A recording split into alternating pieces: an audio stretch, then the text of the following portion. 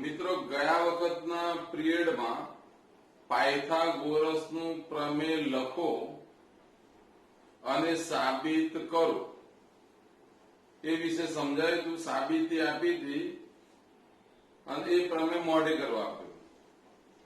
હવે આ ચેપ્ટરમાં જેટલા પ્રમેય છે એમાં હવે એક પ્રમેય બાકી રહ્યો અને એ છે પાયથાગોરસનું પ્રમેય લખો એવું નથી. પરીક્ષામાં પૂછાય કે પાયથાગોરસનું પ્રતીપ વિધાન લખો, એટલે પાયથાગોરસનું જે વિધાન હોય એનું ઊંધું અને પ્રતીપ વિધાન લખો અને સાબિત કરો. તો બોર્ડ પર મેં લખ્યો છે પ્રશ્ન, સમજાવું. જોવાની શરૂઆત કરીએ. પાયથાગોરસનું પ્રમેય,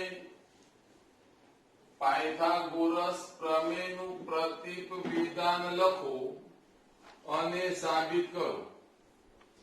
પાયથાગોરસ જે કહીએ છે એનું જે વિધાન છે એ તમને ખબર છે કે કાટકોણ ત્રિકોણમાં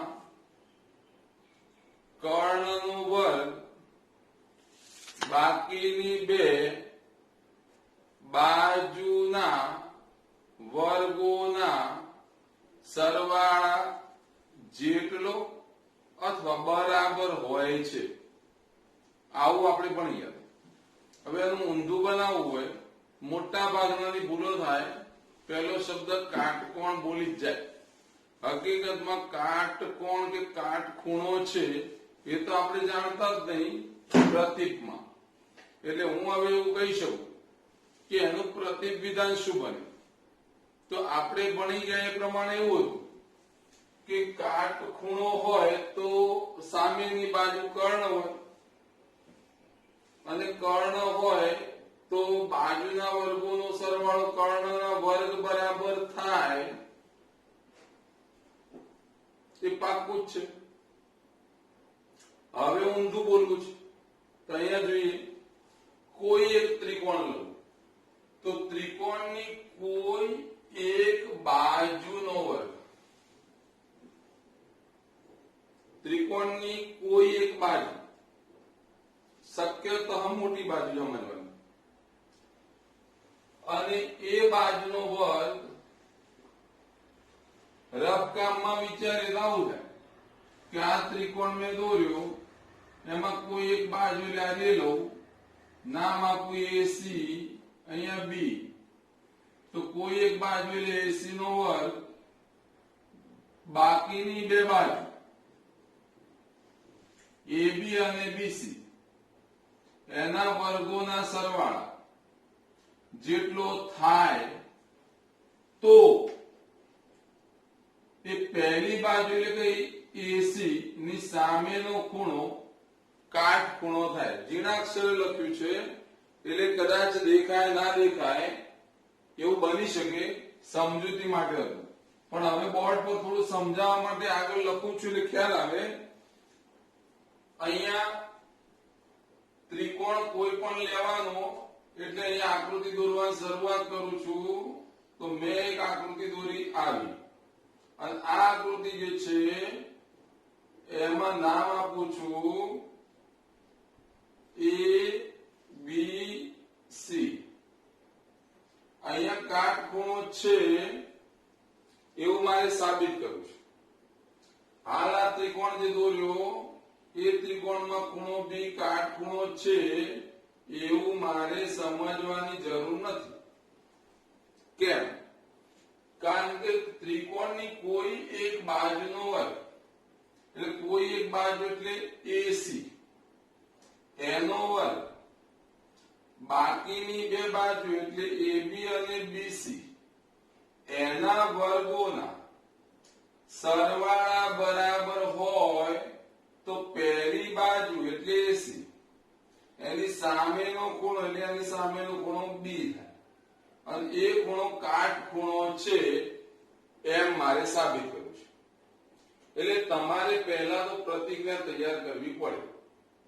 મારી સાથે તમારા મનમાં તમે બોલશો એટલે તમને ખ્યાલ આવી જશે.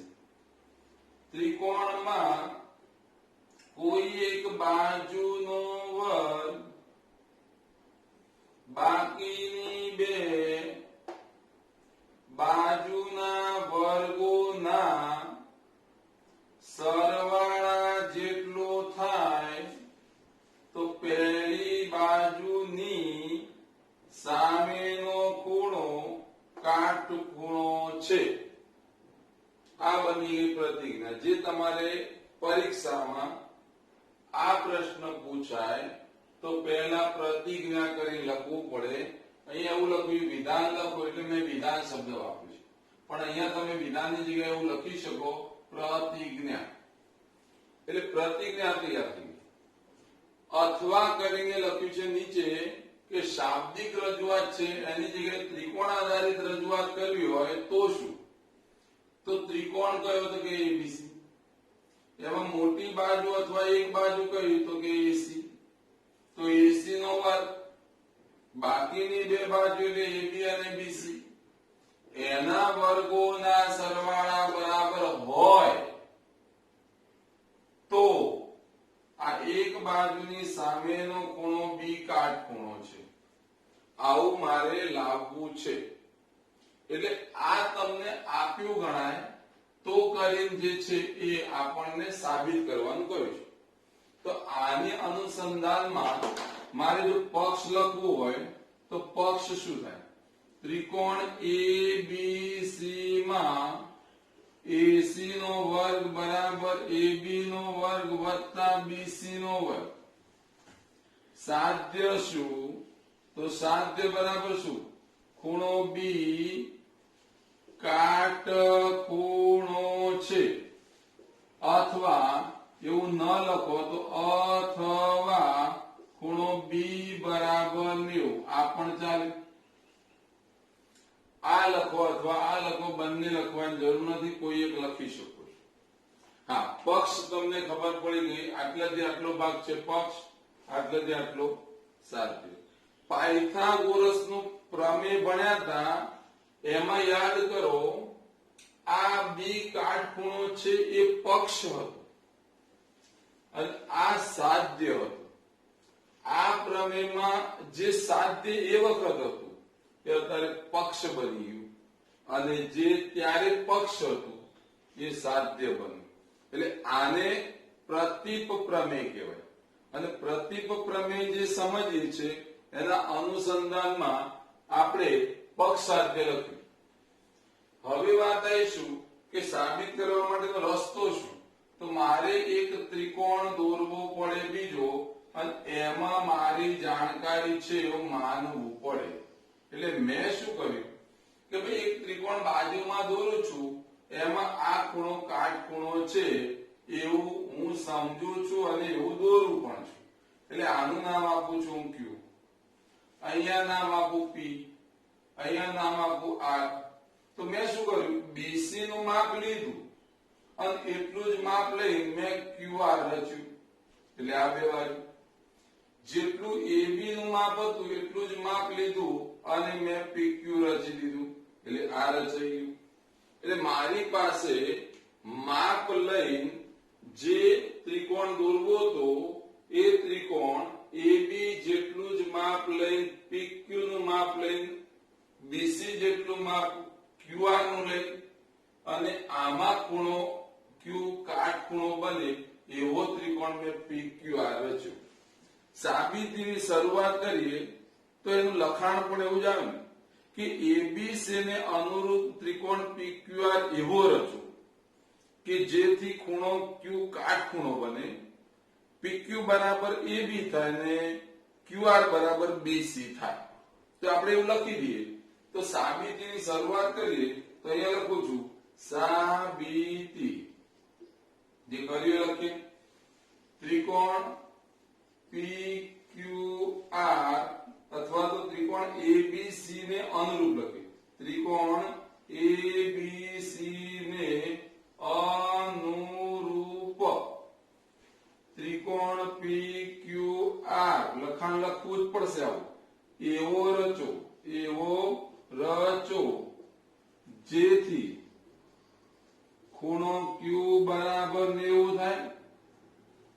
તથા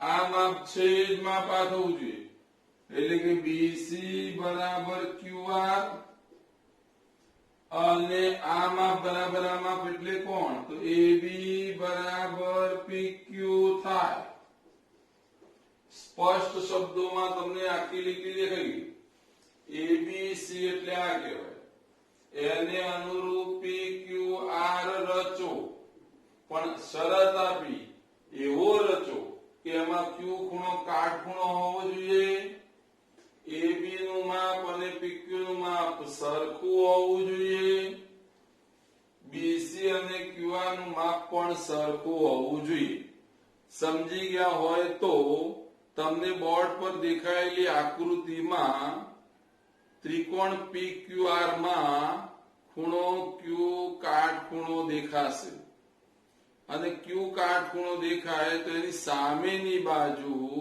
કર્ણ ગણાય તો હું લખી દઉં અહીં ત્રિકોણ પીક્યુઆર માં ખૂણો ક્યુ કાટખૂણો છે તથા હવે આવ્યું કોણ કાટખૂણાની સામેની બાજુ એટલે કે પીઆર કર્ણ છે તમે શું જાણતા થયા કાટખૂણો જાણતા થયા કર્ણ જાણતા થયા તો હવે તમે ત્રિકોણ પીક્યુઆર માં પાયથાગોરસ નો ઉપયોગ કરી શકો તો હું લખી શકું પાયથાગોરસ પ્રમેય અનુસાર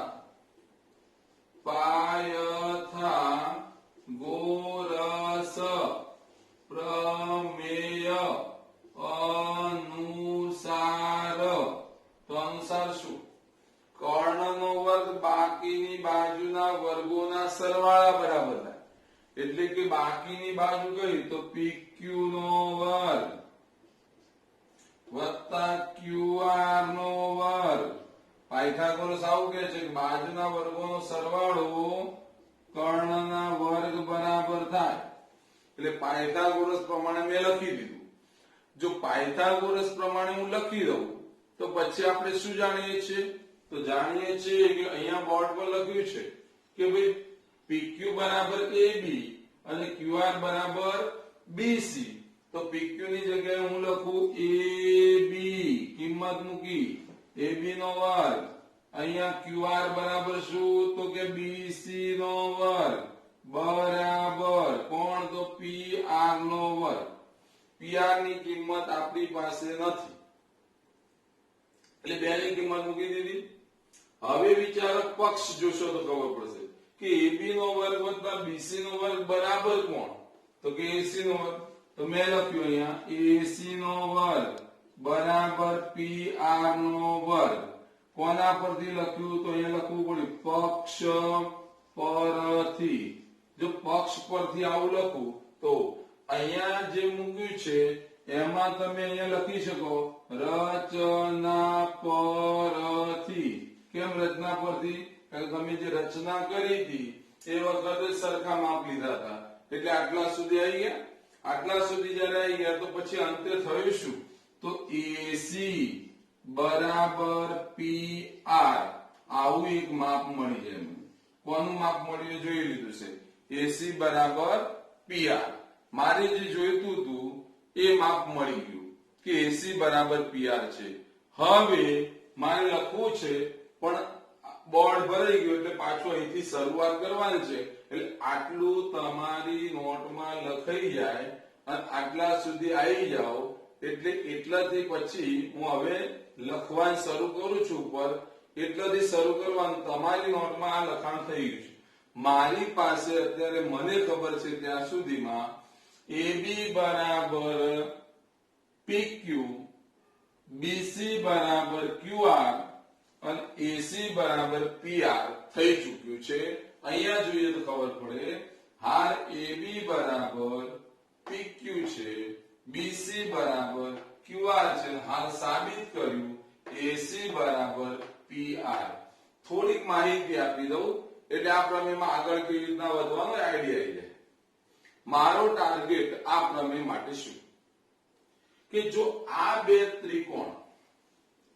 સમરૂપ કા તો એકરૂપ બનવા જોઈએ. હું હાલ વિચારી રહ્યો છું કે જો બે ત્રિકોણમાં અનુરૂપ બાજુઓ સરખી જ હોય, બે ત્રિકોણમાં અનુરૂપ બાજુઓ સરખી જ હોય તો એ બે ત્રિકોણ એકરૂપ થાય. કેવી રીતના? આ માપ સરખા હોય, આ પણ સરખા અને આ પણ સરખા, તો આ ત્રિકોણ ને આ ત્રિકોણ એવા ને એવા જ માપના બને, એટલે કે બે સરખા છે. અને જો બે સરખા બની જાય અને જો બે સરખા બને તો અનુરૂપ ખૂણાઓ પણ કેવા? સરખા. એનો મતલબ કે આ ત્રિકોણ ને આ ત્રિકોણ બંને સરખા થાય તો આ ખૂણો કેવા હશે? તો કે સરખા. તો આ ખૂણો કેટલો છે? તો કે 90. તો પછી આ 90 હોય તો આ કેટલું થાય? 90. તમારે લાવવાનું શું હતું? બી કાટખૂણો છે એટલે આવી શકશે. એટલે આનાથી આગળ હું લખું છું એ જે બોલ્યો છું એના અનુસંધાનમાં લખાણ કરવાનું બાકી છે. તમારે અત્યાર સુધીમાં નોટમાં આ તમારે જો કે મેં જેટલા પ્રમેય ભણાયા એ બધા જ પ્રમેય લખેલા સ્વરૂપમાં તમને કદાચ એક વખત આપી દઈશ, એટલે કદાચ જોવા હોય તમે જોઈ શકો. એટલે તમને વોટ્સઅપ ગ્રુપ અથવા તો આપણે ક્લાસ રૂમ વાળું જે ગ્રુપ છે એની અંદર ખાલી એની પીડીએફ કાં એની કોપીઓ હું પ્રમેયની એકલી મોકલી આપીશ અને એમાં તમે જોઈ શકશો. એના ફોટા જ હશે ખાલી, બરાબર. પણ અત્યારે આપણે આટલા સુધી સ્વીકારીએ. ફરીથી એક વાર લઈ લઉં છું એટલે તમને ખ્યાલ આવી જાય. પહેલી જ વાત હતી એટલે પ્રતિજ્ઞા.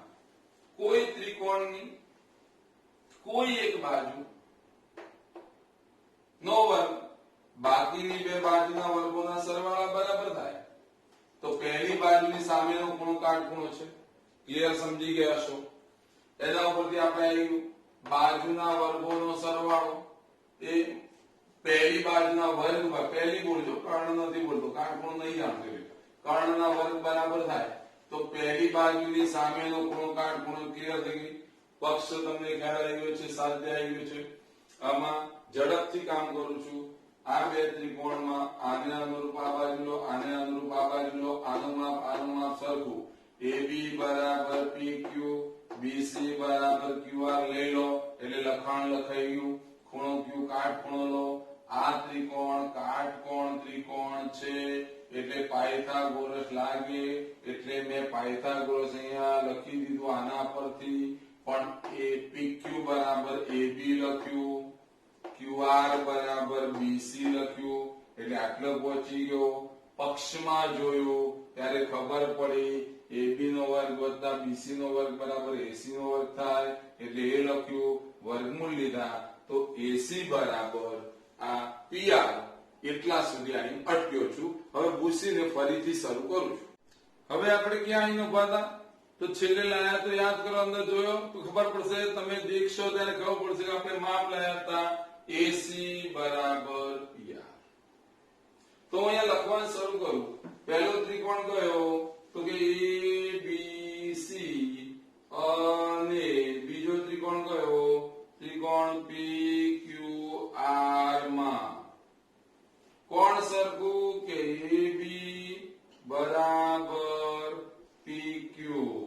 કોણે કહ્યું? કે રચના પરથી.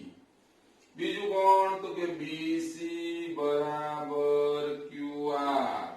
કોણે કહ્યું? તો એવું જ રચના પરથી, જે આપણે રચ્યું હતું જાતે. ત્રીજી વાત આવી કોણ? તો AC બરાબર કોણ? તો AC બરાબર PR. કોણે કહ્યું? તો સાબિત કર્યું. હમણાં સાબિત કર્યું હતું, જે હમણાં પૂછ્યું હતું નીચે, બરાબર છે. તો આ ત્રણ વસ્તુ થઈ. તો આ બાજુ સરખી, આ બાજુ સરખી, આ એ સરખી. તો પછી હું લખી શકું ત્રિકોણ કયો? તો મારી પાસે ABC અને બીજો ત્રિકોણ કયો? PQR. બંને ત્રિકોણ કેવા છે? હવે એકરૂપ. કોણ કહે છે આવું? તો કે બા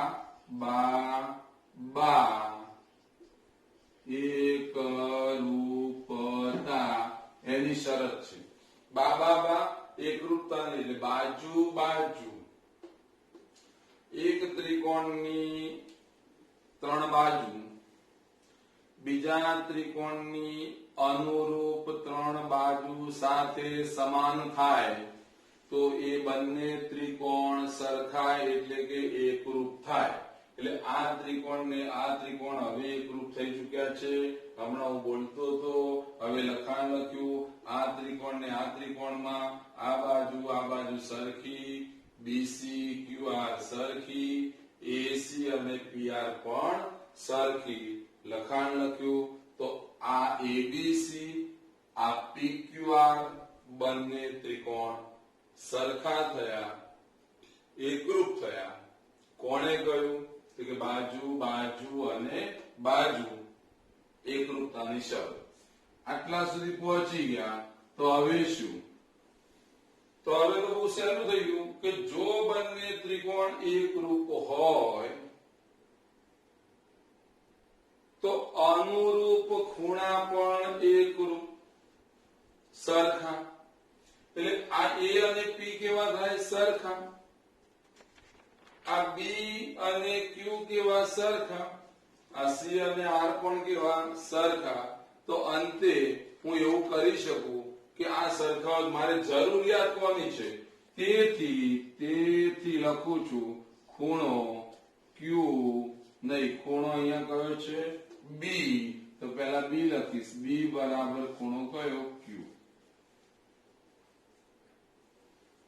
એકરૂપતા ને આધારે બે ત્રિકોણ એકરૂપ છે એટલે અનુરૂપ ખૂણા સરખા। પરંતુ ખૂણો ક્યુ હું જાણું છું કેટલા માપનો છે? 90। ક્યુ 90 છે તો ક્યુ અને બી કેવા? સરખા। તેથી ખૂણો બી બરાબર 90 એટલે કે ખૂણો બી કાટખૂણો છે। આટલે લાવો, છેલ્લે તમારો પ્રમેય કોઈ પણ પૂરો થાય તો એક આવું ચિહ્ન લગાવતા શીખવું, બરાબર છે? એટલે પૂર્ણ થયેલો પ્રમેય ગણાય। એટલે સમજી ગયા છો કે બે સરખા ખૂણા, ક્યુ 90 છે એટલે બી પણ 90। શબ્દોમાં લખવું હોય તો તે બી ખૂણો કેવો છે? કાટખૂણો। સમજી ગયા છો? આખો જ પ્રમેય બહુ સરસ તૈયાર થઈ જાય એવો છે, કરી નાખો। હવે 2-3 દાખલા લઈ લઈએ। એમાં એક પાયથાગોરસ આધારિત દાખલા હોય, પાયથાગોરસના પ્રતિવિધાન આધારિત કોઈ દાખલા હોય। તો એક રકમ મેં બોર્ડ પર લખી છે, સ્વાધ્યાય 6.5 છે, દાખલા નંબર 11 છે। એના સિવાયના દાખલા કાલે મેં કરાયા હતા અને કેટલાક દાખલા તમને હોમવર્કમાં આપ્યા છે, લગભગ 4 જેવા આપ્યા હતા। એ પણ આ રીતે જ ગણવાના હતા। એટલે એ જો ગણ્યા હોય બરાબર, ના ગણ્યા હોય કદાચ ભૂલ પડી હોય તો એનું સોલ્યુશન આજે આવશે, બરાબર? અને સોલ્યુશન આવે એટલે એમાં ગણેલા હોય તો ચેક કરી લેજો, અને ભૂલ હોય તો ખ્યાલ આવે એ રીતે સુધારજો, અને ના ખ્યાલ આવે તો પછી એ મેં કહ્યું છે એ પ્રમાણે તમારે મને કહેવું પડે। બીજી વાત, ખાલી જાણકારી માટે, એવું ગવર્મેન્ટ વિચારી રહી છે કે કદાચ સ્કૂલો ખોલવાની અને પરવાનગી પોસિબલ છે, આપી શકે ક્લાસ માટે, પણ એમાં પેપરમાં વાંચ્યું હતું એ પ્રમાણે એવું છે કે સોશિયલ ડિસ્ટન્સિંગ રાખી લિમિટેડ સંખ્યાને જ બેસાડવી અને એ રીતે તમે ટ્યુશન શરૂ કરી શકો। એટલે કહેવાનો મતલબ કે તમારે જે રીતે ટ્યુશન શરૂ કરવા હોય કરી શકો, પણ તમારા નિયમ જે છે એ ગવર્મેન્ટના નિયમ પાળવાના છે।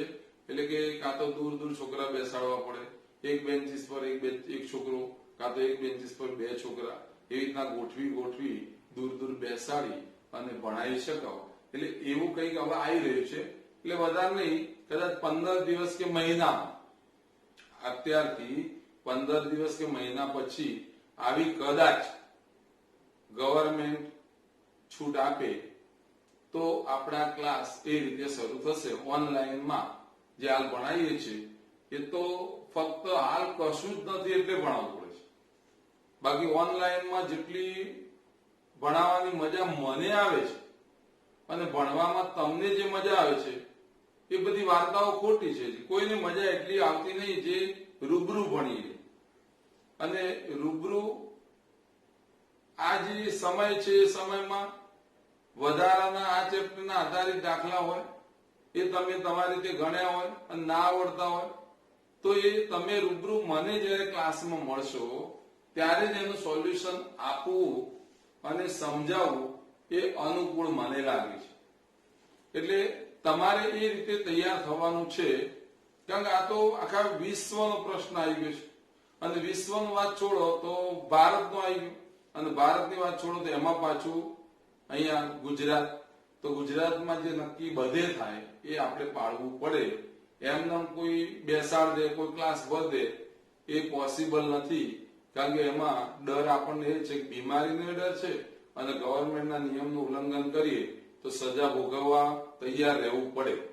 આ બધી તૈયારીઓ હોય તો આવી સાહસ કરાય. એવું સાહસ આપણાથી થાય એવું નથી. બરાબર છે? એટલે આટલી વાત સમજી લો કે હવે ટૂંક સમયમાં 15 દિવસ કે વધારે વધારે મહિનો એટલા સુધીમાં લગભગ સ્કૂલો અને ક્લાસીસોમાં ડિસ્ટન્સ રાખીને ભણાવવાની પરવાનગી મળશે. એટલે પોસિબલ છે કે દરેક ક્લાસમાં સંખ્યા જે લિમિટેડ ભરવાની હોય એટલી જ ભરશે લોકો. બાકીના છોકરાઓને પછી જુદા જુદા જગ્યાએ જુદી જુદી મેથડથી ભણાવી શકાય એટલા ભણાવશે. જેટલું પોસિબલ હશે એટલું ક્લાસીસો વાળા કે સ્કૂલો વાળા કરશે. એ તો આપણે જાણીએ જ છીએ. એટલે અત્યારે મગજમાંથી ડર કાઢી નાખો કે ઓનલાઈન આખું વર્ષ ભણવાનું થશે. એ પોસિબલ નથી. અને કોર્સ પૂરો કરવો અને તમને સમજણ પડે એ રીતે પૂરો કરવો એ જવાબદારી અમારી છે. અને એ કેવી રીતે જવાબદારી પૂર્ણ કરવી એ જે પણ ક્લાસમાં તમે જવાના હોય, જે સ્કૂલમાં જતા હોય એ બધાની ફરજમાં આવે છે. એટલે એ દરેક માણસ પોતપોતાની ફરજ પૂરી કરતો હોય. હવે આપણે દાખલા પર જતા રહીએ. અહીંયા ત્યાં એક વિમાન મથક સમજી લો કે આ વિમાન મથક છે. આ વિમાન મથકથી મેં અહીંયા સીધી લીટી આમ દોરી અને પછી આગળ વધું તો આ રીતે જઈ શકે. હવે આ ઉત્તર લખું છું, ઉત્તર.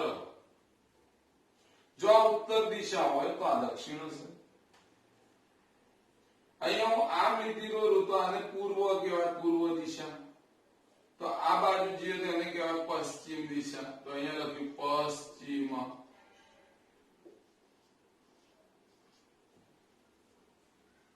ઉત્તર દિશામાં 1000 કિલોમીટર પ્રતિ કલાક, 1000 કિમી પ્રતિ કલાક. તે જ સમયે અહીંયાથી બીજું વિમાન ઉડે છે એ પશ્ચિમ દિશામાં જાય છે. એનું છે 1200 કિમી પ્રતિ કલાક. આટલી આની ઝડપ છે.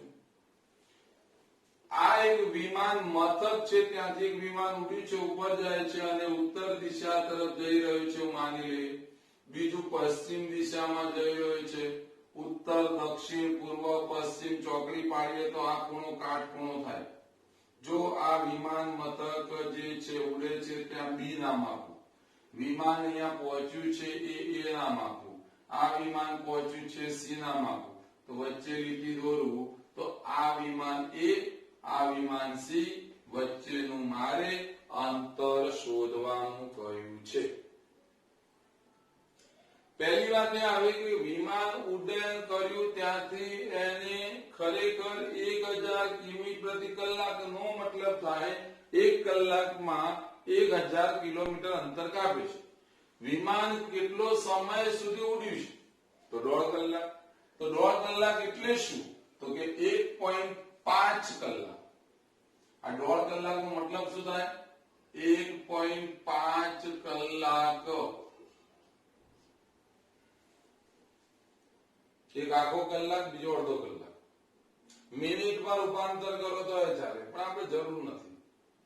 એટલે હું અહીંયા લખી શકું. અને લખી શકું શું આવે? તો પહેલી વાત આવે કે 1 કલાકમાં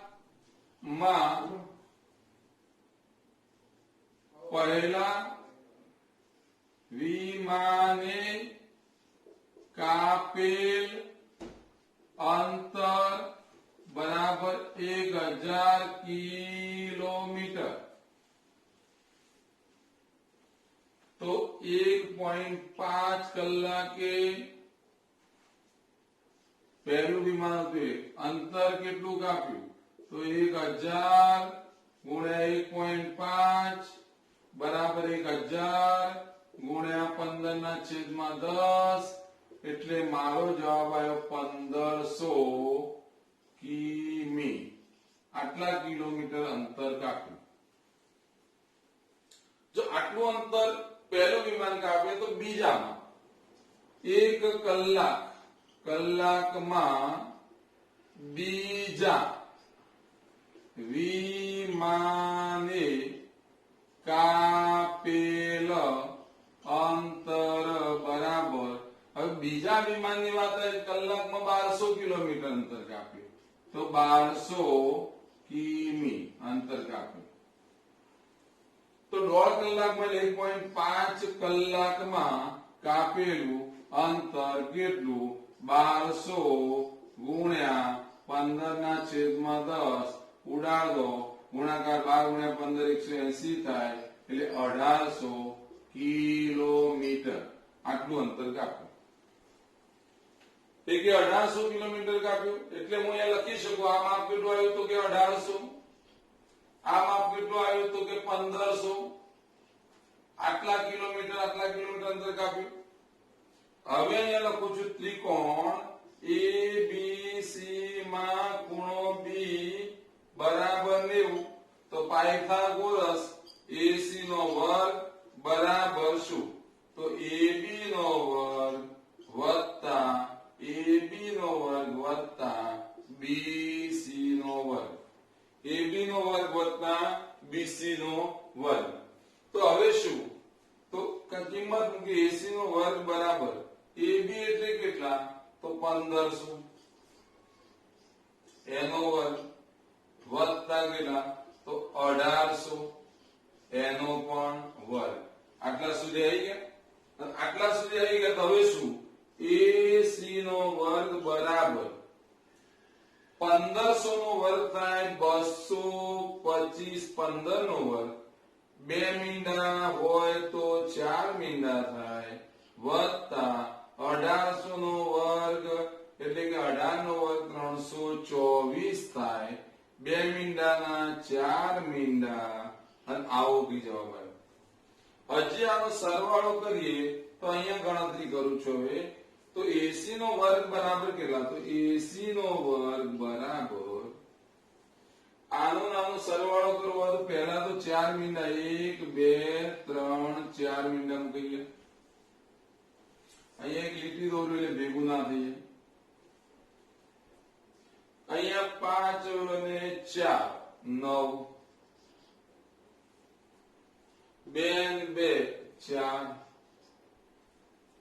અહીંયા 3 ને 2 તો કે 5, આટલો સરવાળો. હવે AC નો વર્ગ બરાબર તો આવે શું? તો આ 4 મીંડા છે એટલે 549 ગુણ્યા 10,000. રફકામ થોડું કરી આપું, જો ખબર પડતી હોય તો. ના ખબર પડતી હોય તમે એક કામ કરજો, તમારી નોટમાં 549 ના અવયવ પાડજો.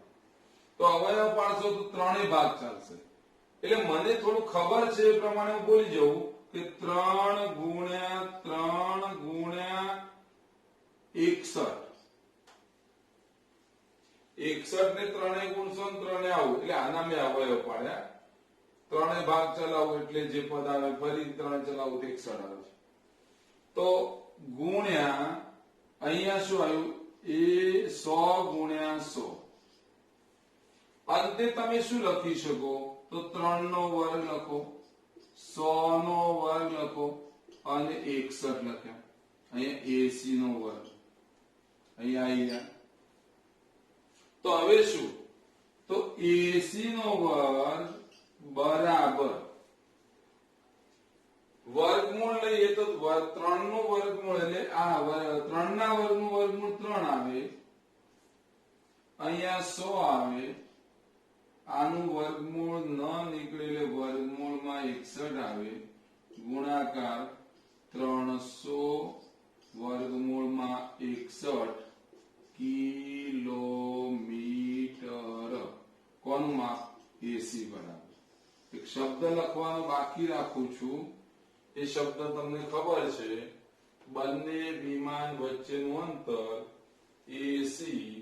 તો અહીંયા લખવું પડે બંને વિમાન વચ્ચેનું અંતર 300 વર્ગમૂળમાં 61 કિલોમીટર છે.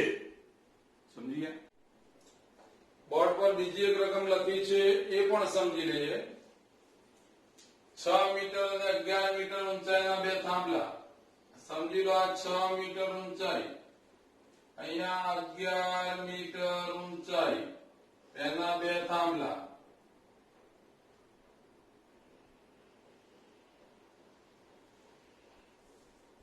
આ થાંભલાની ટોચ, આ થાંભલાની ટોચ, અહીંયા એકબીજાને મેં તારથી જોડી દીધા એવું માની લઈએ.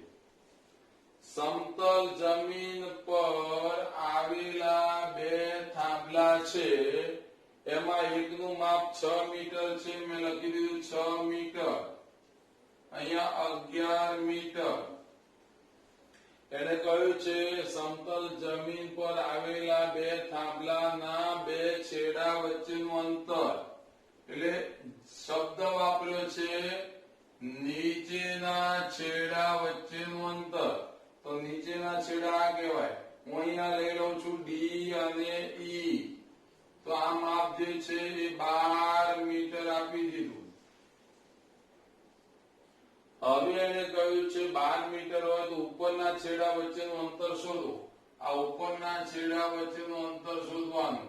હું અહીંયા એ નામ આપું, અહીંયા સી નામ આપું.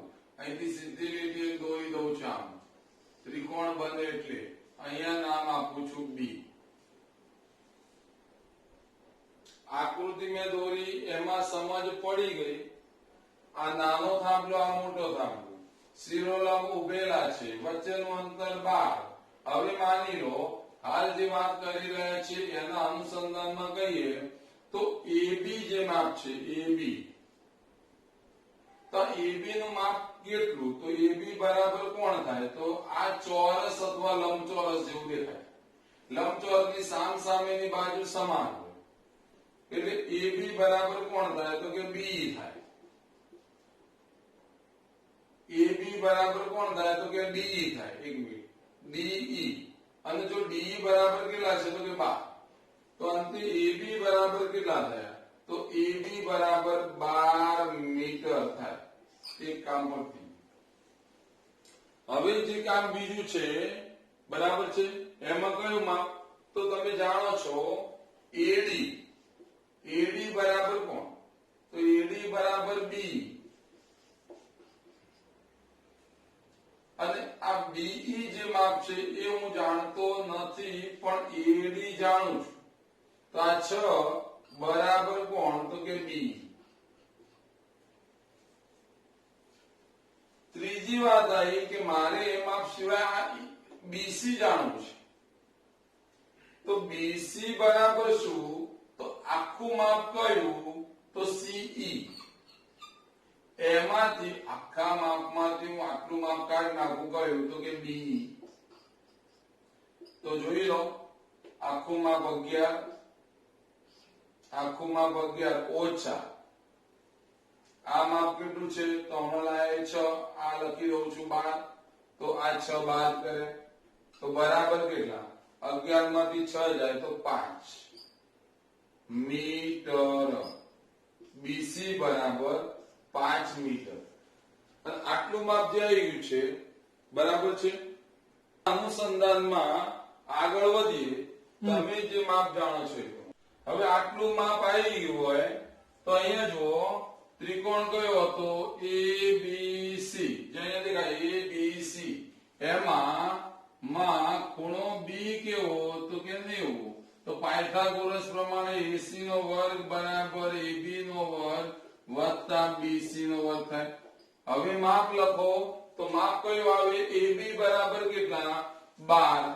તો 12 નો વર્ગ વત્તા 5 નો વર્ગ, 12 નો વર્ગ 144, 5 નો વર્ગ 25. હવે ગણતરી જ છે ખાલી. સરવાળો 169 એટલે કે 13 નો વર્ગ કોના બરાબર 80 નો વર્ગ. તો હવે 80 બરાબર કેટલા થાય?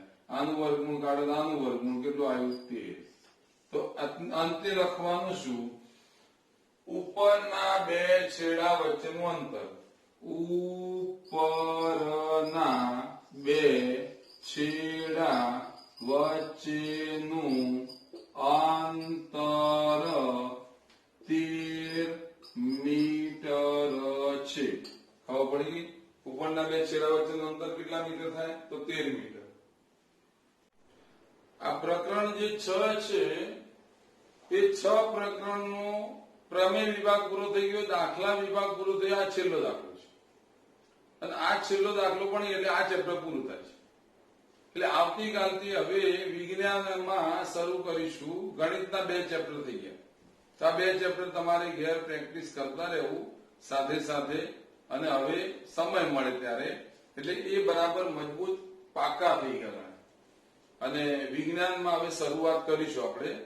એટલે કાલથી વિજ્ઞાનની શરૂઆત કરીએ તો તમારી જોડે વિજ્ઞાનની ચોપડી કાં તો પછી એના વિશેનું મટીરિયલ, પ્રશ્નોના જવાબ વાળું ગાઈડ હોય ગાઈડ, અને એના સિવાય તમારી પાસે કઈ વાંચવાનું પ્રશ્ન વાઇઝ મટીરિયલ હોય તો અતિ ઉત્તમ. ના હોય તો અમે અમારી રીતે પાછું એ પેજ જે ભણાવીએ છીએ એ પેજનો એક ફોટો લઈ પીડીએફ ફાઇલ જેવું કંઈક બનાવીને પાછું મોકલીશું. એટલે તમે એમાં એ વાંચન કરવું કરી શકો.